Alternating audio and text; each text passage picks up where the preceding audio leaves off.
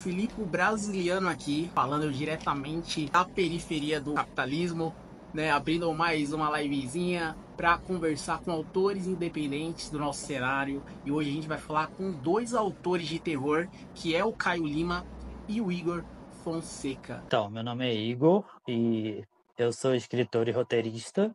Sou formado em roteiro pela Darcy Ribeiro e lancei um livro em dezembro do ano passado chamado Pai Nosso, que é um horror gótico contemporâneo que se passa em Ouro Preto, que fala de um padre que presencia um caso de abuso e começa a ter sua fé testada de todas as maneiras possíveis.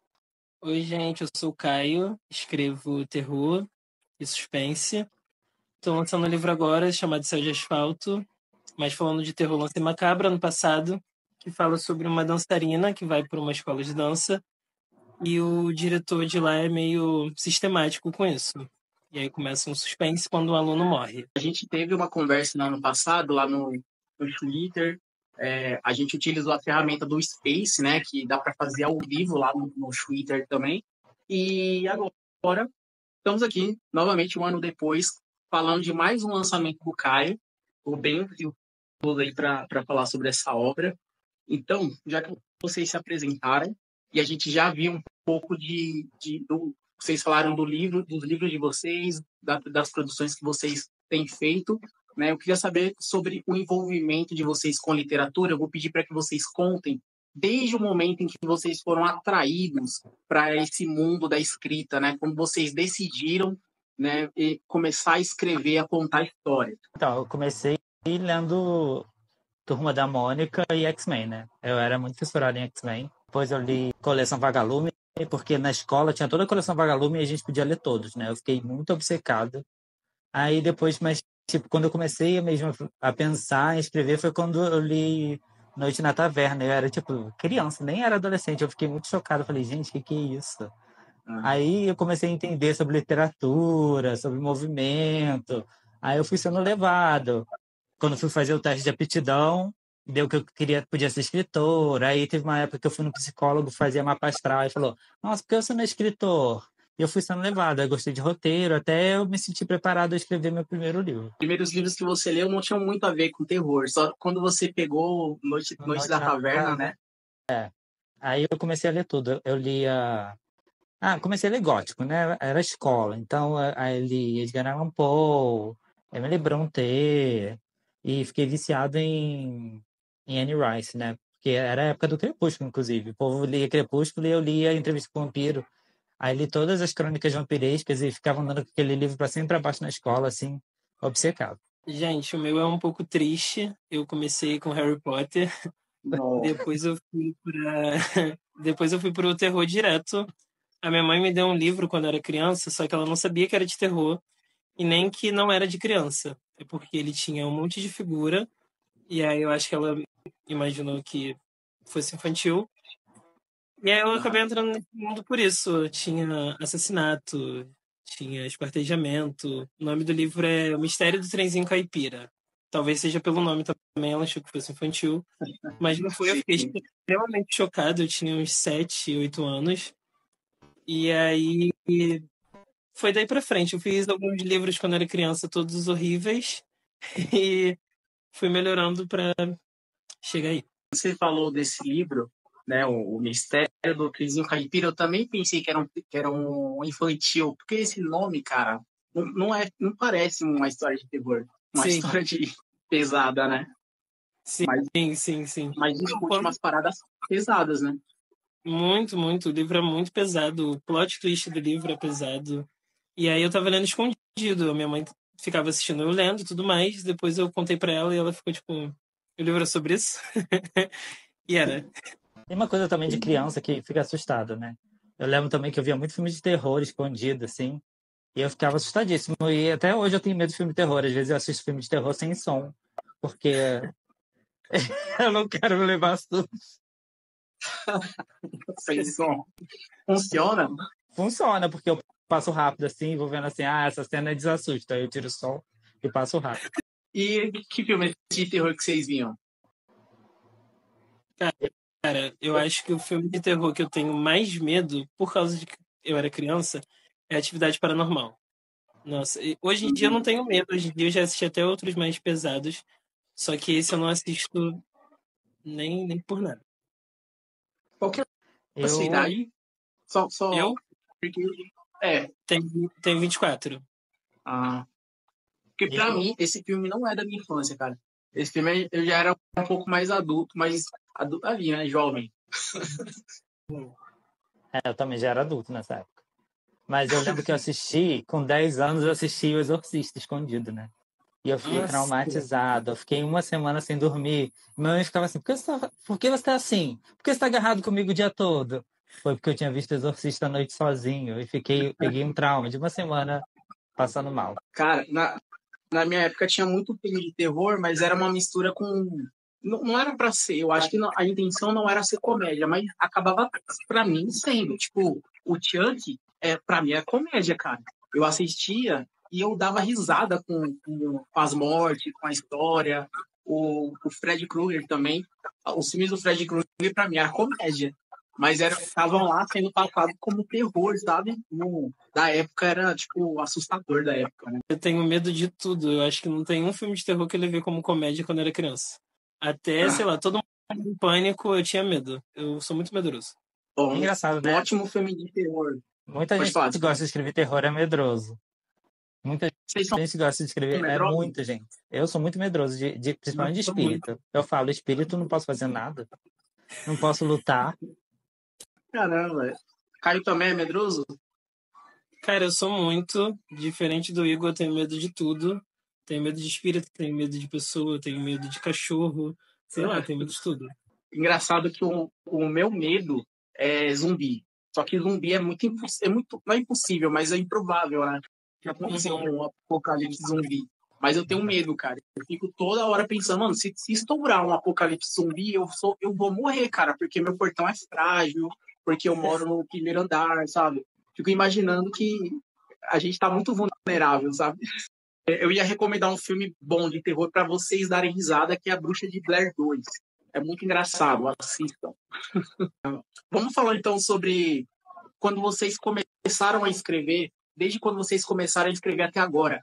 Quais foram as dificuldades que vocês tiveram que lidar, de superar, né? E qual foi a evolução que vocês tiveram enquanto escritores? Eu vou, diferente da pergunta, da resposta que eu tinha mandado, eu acho que criar personagens secundários. Eu às vezes foco muito no personagem principal e aí os secundários eu deixava mais de acordo com a maré. Só que com o estudo também, com uma raiva para aprender isso, eu comecei a desenvolver um pouco melhor.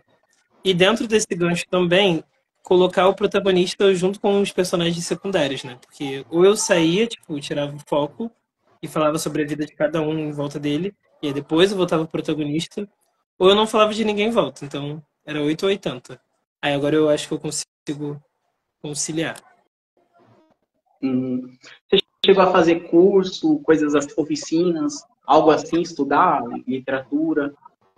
Eu fiz oficina na UFRJ, oficina de escrita, e aí de resto eu estudei mais sozinho, lendo e tudo mais.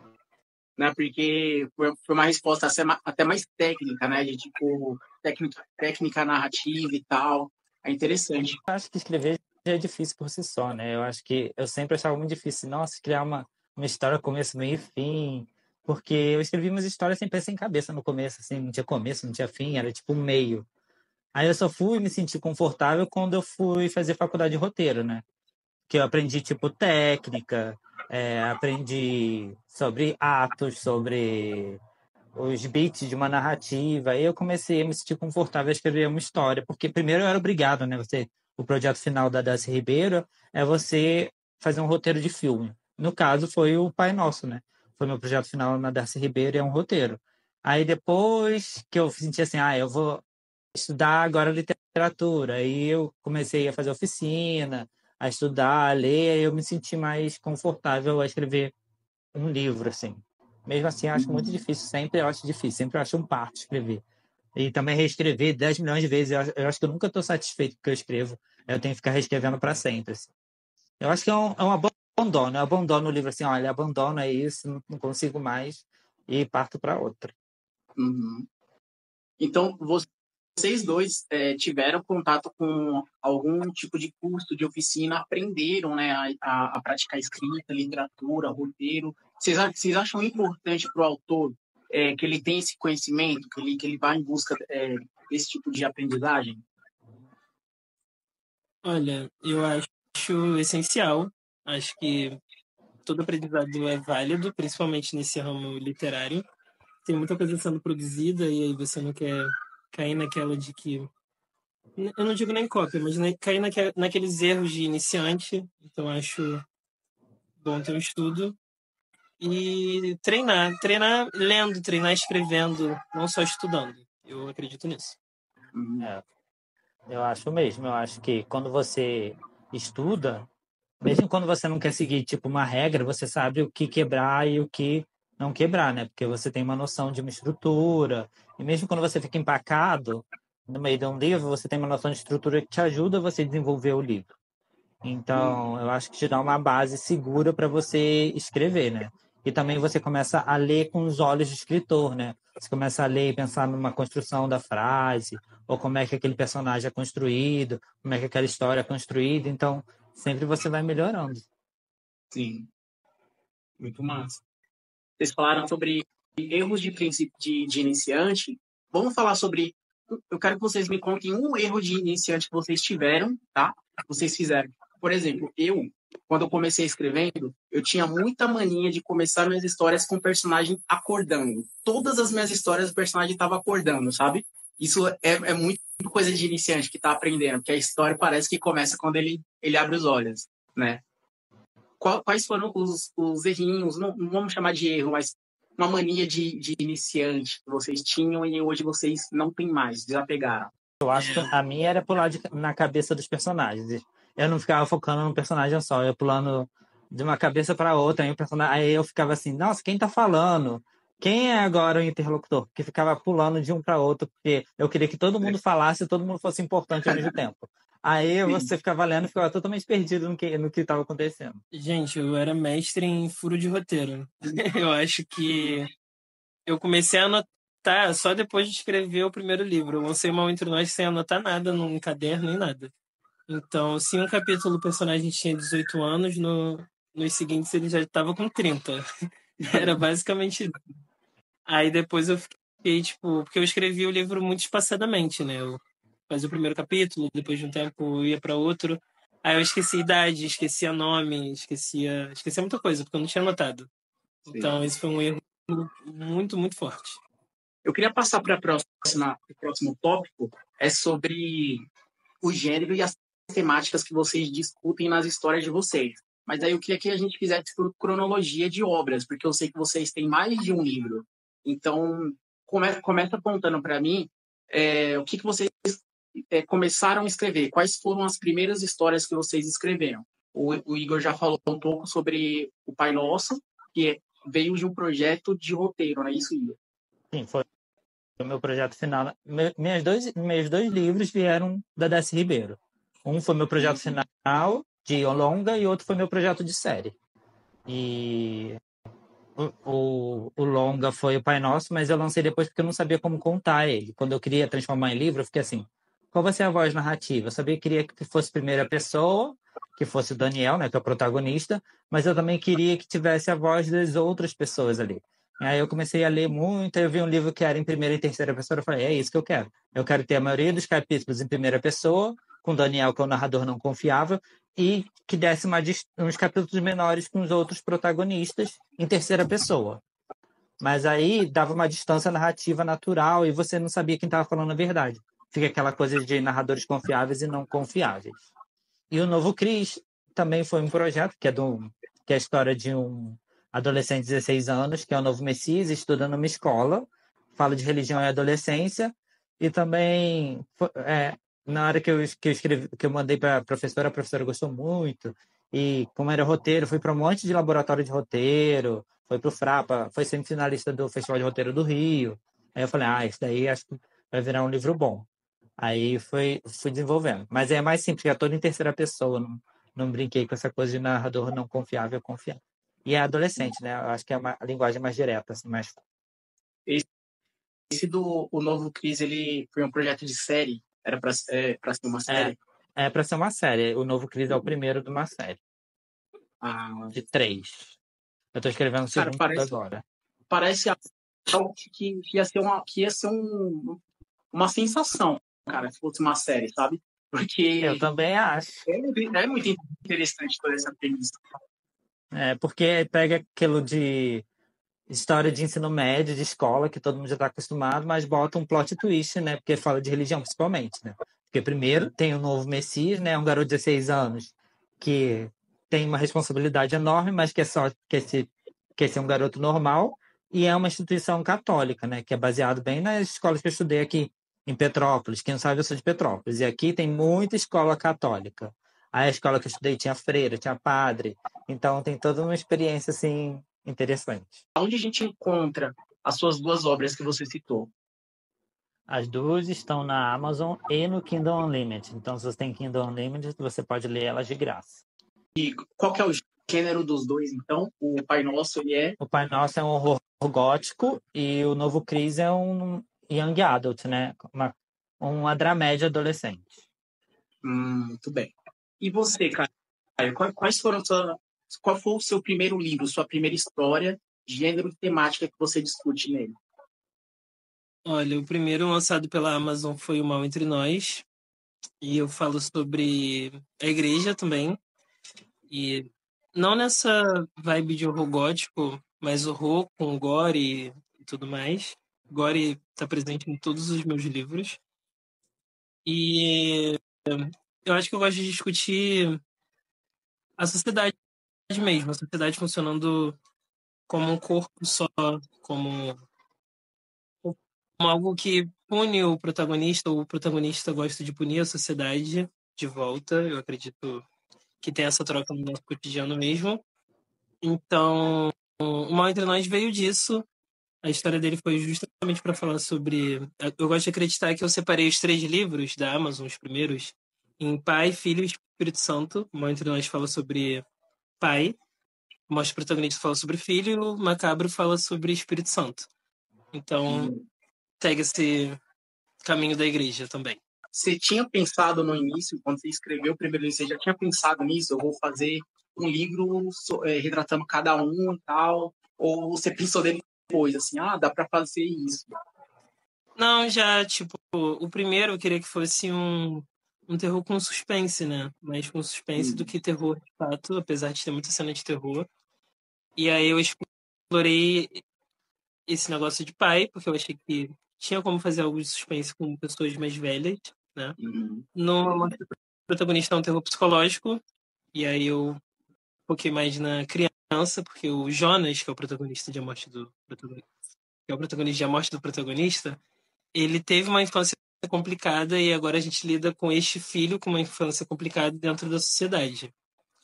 Em Macabro fala sobre o Espírito Santo, eu não consigo dizer sem dar spoiler. Então, desde muito tempo eu quis fazer essa linha de terror falando sobre os 3 pontos da igreja.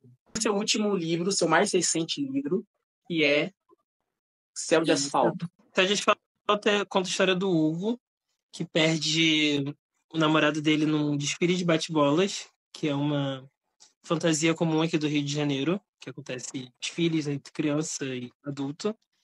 E enquanto ele investiga sobre o assassinato por conta própria, a polícia entra no caso também.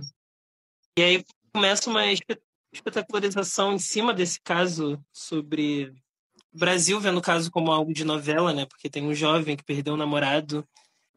E aí ele tem que lidar com isso enquanto tenta descobrir o assassino que sabe quem ele é e tá acompanhando ele em todos os momentos. Céu de Asfalto não segue muito a temática do terror como a gente conhece. Eu gosto de pensar assim na minha cabeça. Porque ele não tem espírito, nem um assassino fixo atrás das pessoas e tudo mais, apesar de ter também.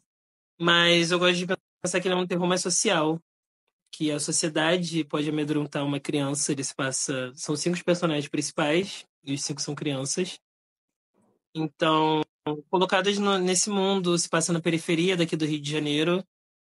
E é isso, eu acho que foi completamente numa linha oposta ao que eu estava escrevendo, era justamente isso que eu queria fazer. E eu acho que eu consegui. Você falou que não tem espírito, não tem nada assim, mas a Não. capa ela é um pouco assustadora. Ali, o que é a capa, para quem não viu a capa? A capa é um jovem preto, como eu, de cabelo branco e olhos brancos também. E no fundo azul, estrelado e tudo mais. Eu acho ela extremamente assustadora. Quando eu olho, eu fico meio hipnotizado. Eu senti muita gente falando isso, que fica hipnotizado com ela. Sim. E eu acho que foi essa sensação que eu quis passar. E é linda a capa, né? Obrigado. Maravilhosa. E aí que lançou Céu de Asfalto ontem, né? Lançou ontem, no meu aniversário, inclusive. Sim, parabéns 2 vezes, então. Obrigado. Todas estão na Amazon, só o Céu de Asfalto que não tá no Kindle Unlimited, porque eu ainda não coloquei. Mas todas são da Amazon também. Uma das últimas perguntas que eu tenho aqui para vocês é sobre a concepção da ideia, né, de onde vocês tiram a inspiração para escrever essas histórias. Aí, Igor, eu quero perguntar sobre Pai Nosso, né? De onde que você tirou a sua inspiração para escrever Pai Nosso? A gente sabe um pouco sobre como foi, de onde veio, né, de um projeto de roteiro. Mas o que te inspirou a escrever essa história? Então, eu acho que eu sou gay e nasci numa família católica, né? Então, a religião sempre foi tipo uma força contrária. Eu gostava de ir na igreja quando era criança, até bastante, né? Então, eu lembro quando eu estava começando assim a... Eu já era uma criança viada, pra falar a verdade, tá? Já era gay desde criancinha. Quando eu comecei a ir na igreja, eu pensei assim, talvez se eu virasse padre, eu não ia ter que lidar com isso. Aí foi daí que surgiu a ideia, entendeu? O que acontece quando a gente vira a gente quer fazer uma coisa que não dá para esconder? Porque eu ia virar padre, mas eu ia continuar sendo gay, não ia adiantar. Então, daí que surgiu a ideia do Pai Nosso, né? E é legal que também que eu fiz muita pesquisa. Aqui em Petrópolis tem um seminário enorme, né? Aí eu tenho um amigo ex-seminarista que saiu do seminário porque ele é gay. E, nossa, ele me contou cada babado que acontece que eu fiquei assim, gente, olha, dá pra fazer outro livro até. Quer dividir uma dessas informações? Nossa, então, eu vou falar. Primeiro aconteceu, eu estava num bar aqui em Petrópolis e o meu amigo estava pegando outro garoto. Aí eu falei assim, garoto, o que que você é? Ele, eu sou padre. Aí eu fiquei assim, mas tipo, você não fica incomodado de estar aqui pegando outro garoto sendo padre? Ele, não, é porque eu sou padre de pesquisa, eu não rezo missa.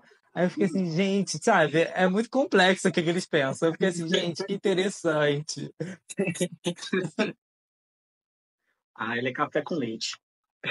Pois é.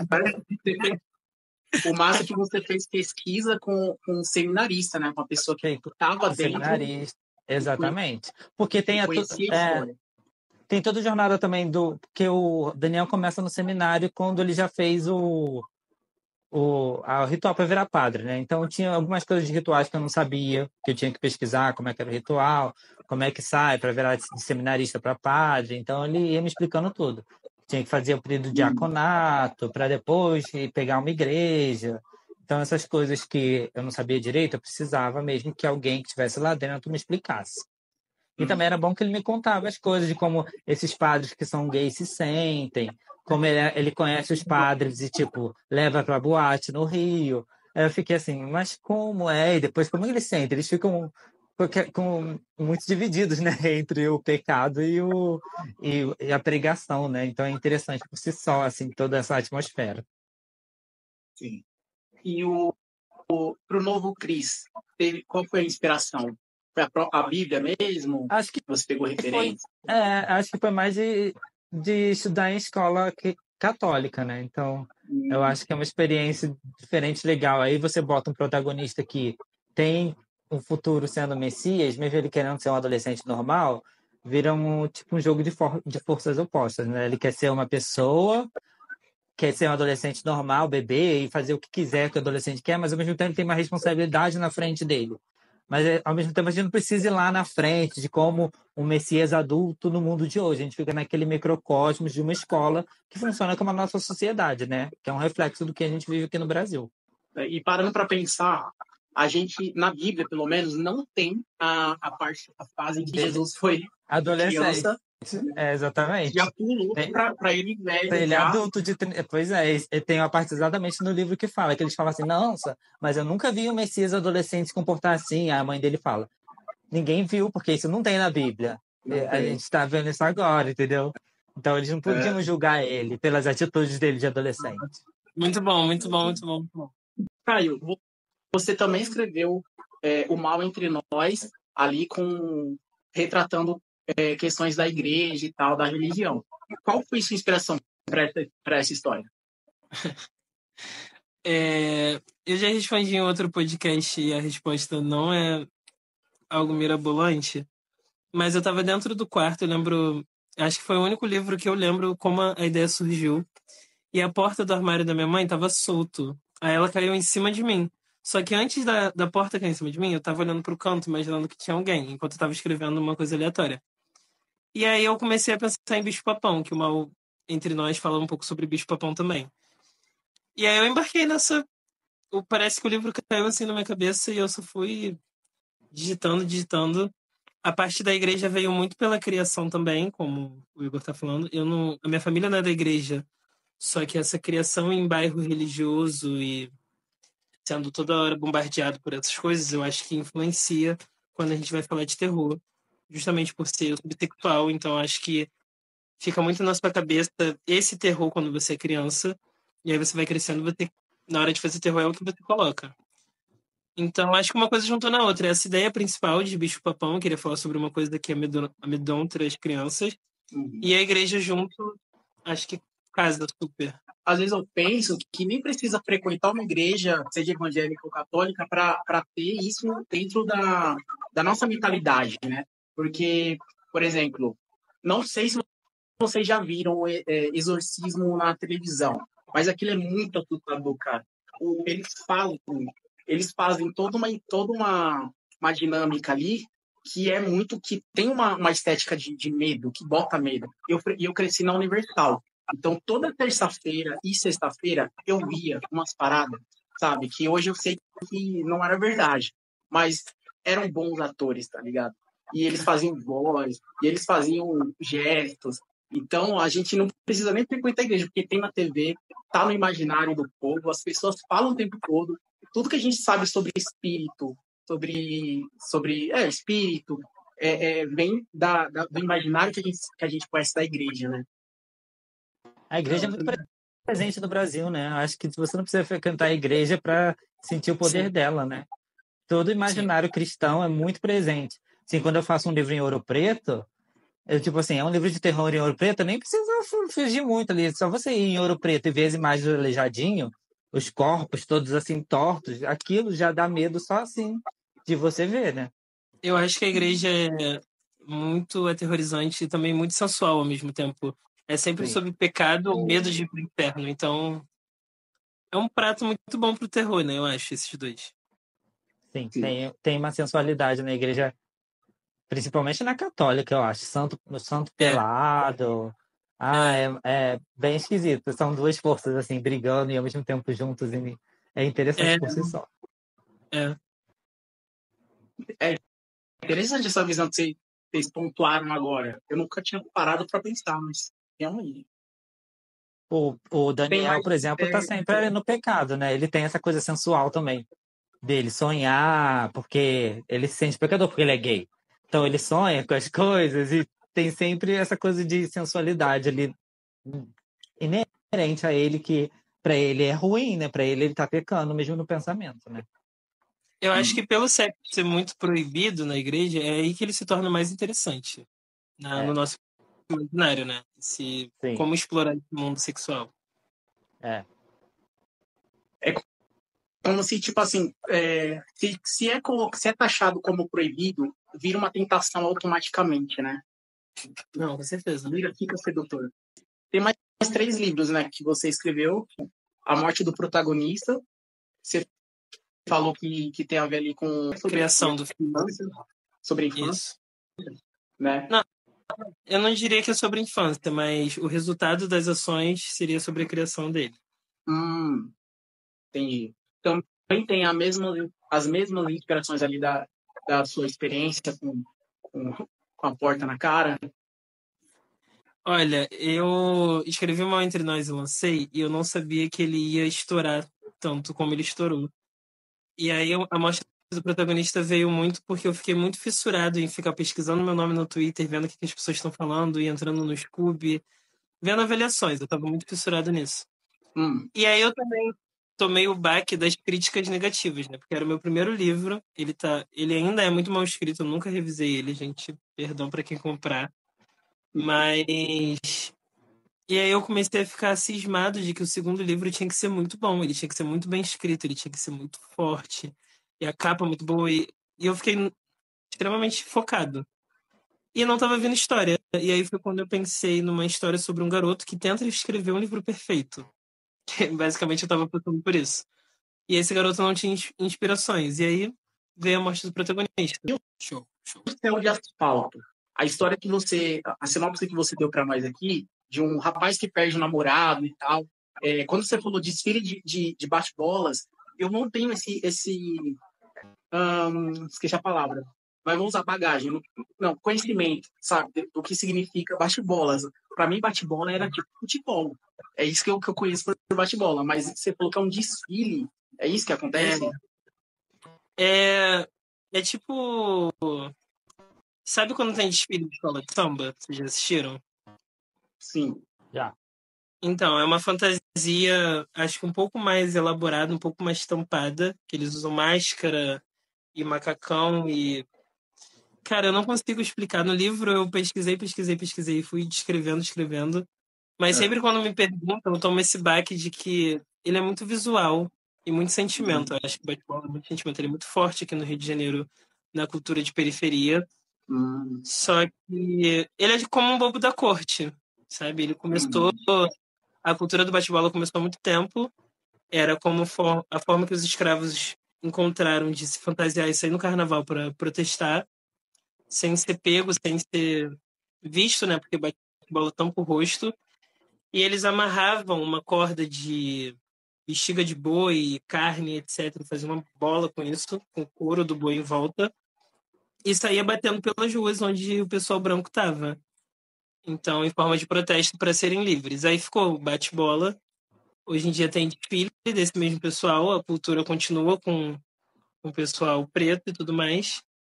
E não como forma de protesto agora, mas como forma de carnaval de rua, que foi um pouco perdido e o bate-bola tenta continuar com ele.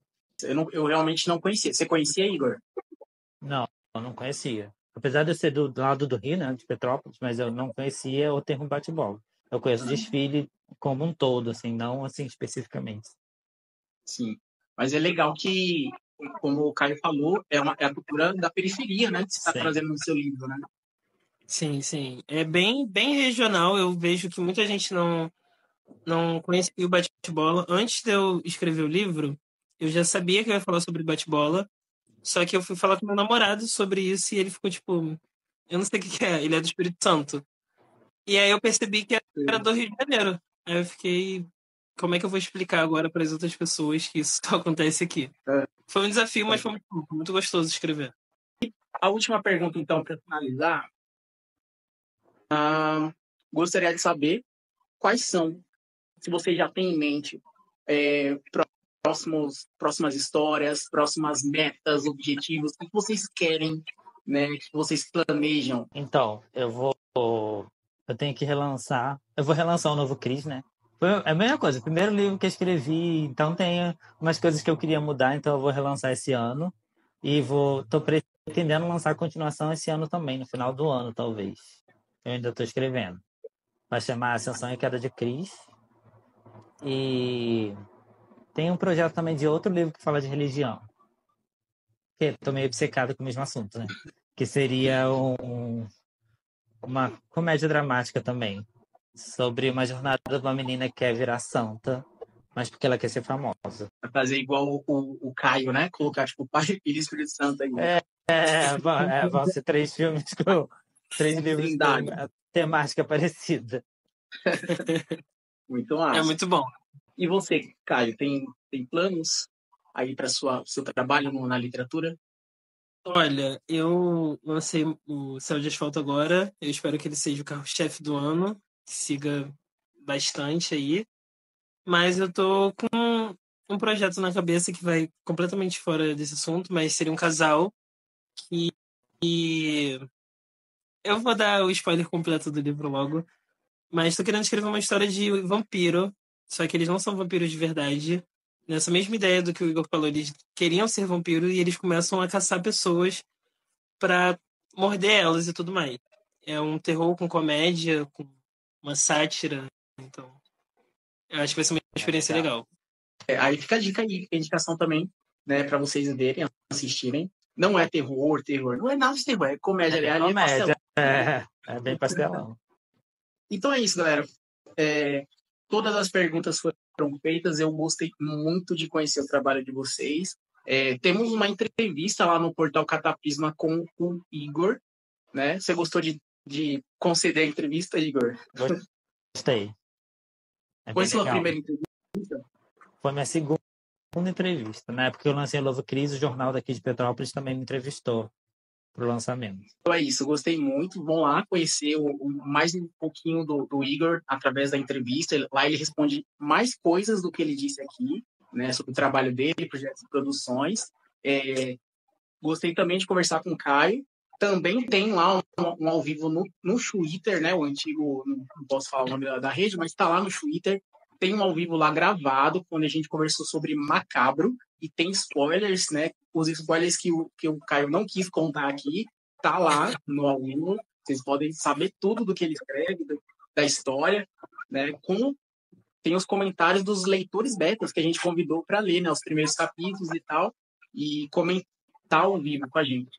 É isso, galera. Eu vou me despedindo aqui. Se vocês quiserem, podem se despedir também e passarem o link de vocês, onde a gente encontra as redes sociais de vocês, onde vocês estão presentes. Então, eu tô aqui no Instagram e no TikTok por Fonseca Igor e no Twitter com Igor Fonseca. Então é fácil, meu nome mesmo. Igor Fonseca é Fonseca Igor. E você, Caio? Eu tô aqui no Instagram como Lima com 2i, _ Caio. E no Twitter como Lima com 2i e com 2a, Caio. Perfeito. Então, agradeço demais vocês a presença, tá? Por aceitarem participar e conversar aqui comigo, tá? Obrigado a você. Obrigadão.